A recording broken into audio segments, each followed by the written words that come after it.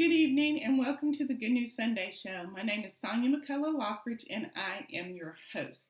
And I joy to come to you in this fashion. And today is day 26 of 31 days of the art of engaging the word exegetically in an expository fashion. That's right, you guys. Today is day 26. And today we are talking about, or we are answering the question, what are the 5 functions of the introduction? What are the 5 functions of the introduction, thesis, theme, paragraph of our message? What are the 5 functions of the introduction? And today we are looking to Mr. Donald Hamilton for the answer to this question. Now, mind you, Mr. Hamilton also states, although the message introduction is presented first, it should not be prepared until after the body of the message has been completed.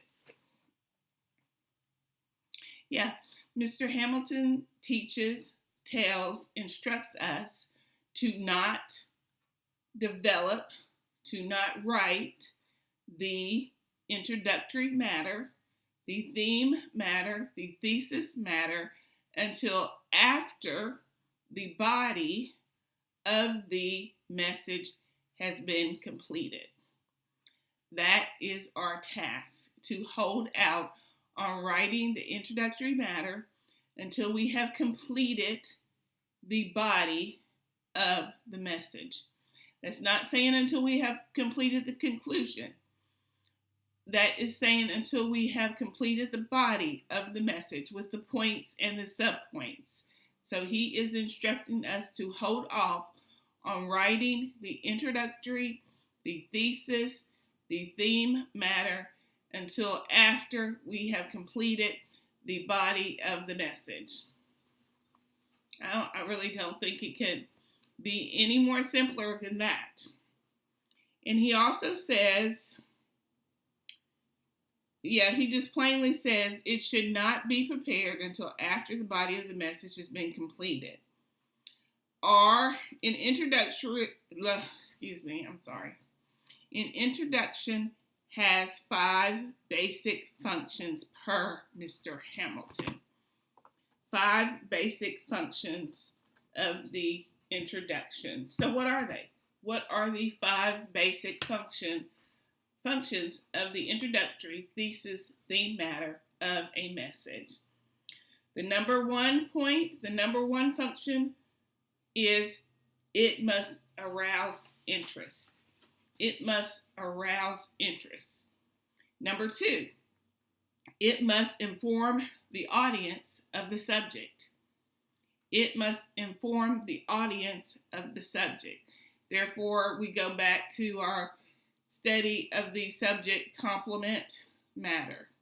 Okay, that was in the beginning of the 31 days. The subject complement matter, where the subject is our thought and the complement is our theory, and our theory is based in truth, in the truth of theology. So our theory is based in truth of theology. So there's our thought and theory. Our thought is something that we think up, and the complement to that is our theory, which is based in theology, which is based in the truth, which is the truth. Okay, so number 2, it must inform the audience of the subject. Number 3, it shows the hearers their need to listen to the development of this particular subject. It shows the hearers that they ought to listen to the development of this particular subject. It has some form of personal relevance. It has some form of teaching for the audience. It has a lesson within the body of the introductory matter that the audience would, in all likelihood, need to hear. That the audience would need to hear. Number 4, it should promote the respect of the audience toward the speaker. It should promote the respect of the audience toward the speaker. And me personally, I would move on to say it should promote the respect of the audience toward the speaker and the Holy Word of God. It should promote the respect of the audience toward the speaker and the Holy Word of God. Number 5, it should give some indication as to how the sermon is going to be developed. It should give some indication as to how the sermon is to be developed. It should give some indication to where the sermon is going. It should give some indication to the destination of the sermon. It should give some indication that we are going to live and learn something in this moment, something in this message. We are going to live and learn something profound in this moment of this particular message. And Mr. Hamilton goes on to state several other things, of which I will hopefully and prayerfully put my spin on it in a 31-day fashion in the writing of whatever I write for this introductory matter of the art of engaging the word exegetically in an expository fashion. So that is all I have for us today. Mr. Hamilton has much to say about the introductory matter, as does Mr. Chappell and Mr. Robinson. But this is all I have for us today.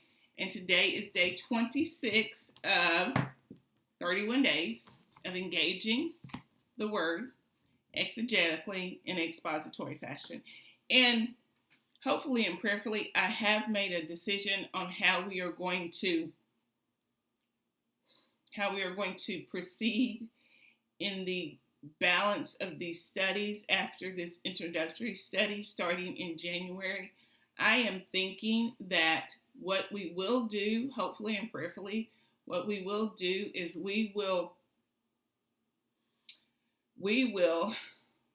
hold workshops in regard to these studies, and we will record portions of the workshops for you to glean some from. And of course, with those recordings, in all likelihood, will be the availability of the booklet that will go along with the course of study for you to have all the necessary and relevant material. I do not believe, however, that this material will be available in a digital format. It is my hope and prayer to collect mailing addresses and mail this material to you personally. So it will not be available as a download, but it will be available to you to hopefully and prayerfully purchase in a workshop setting and or in a setting that you actually have a workbook similar to this from which to study, from which to follow along with the videos or whatnot. Those are my preliminary thoughts. For January. Now, due to the weather, we may just have our first course of study may be simply online, or it may be in a workshop fashion and recorded and be available free online. So that is the plan for the January study because, January and February are tough months and they're very cold. And so not a lot of us get out and about in those months. So that information will be taken into consideration before we launch out into the deep. So that is all I have for us today. And of course, on Sunday, November 5th, we will return to our regular Sunday and special occasion programming on this channel. But how I will let you know about our new place from which we will broadcast the new lessons or sessions, workshops, is by I will be letting you know from this particular YouTube channel where to tune in to listen and learn for future studies.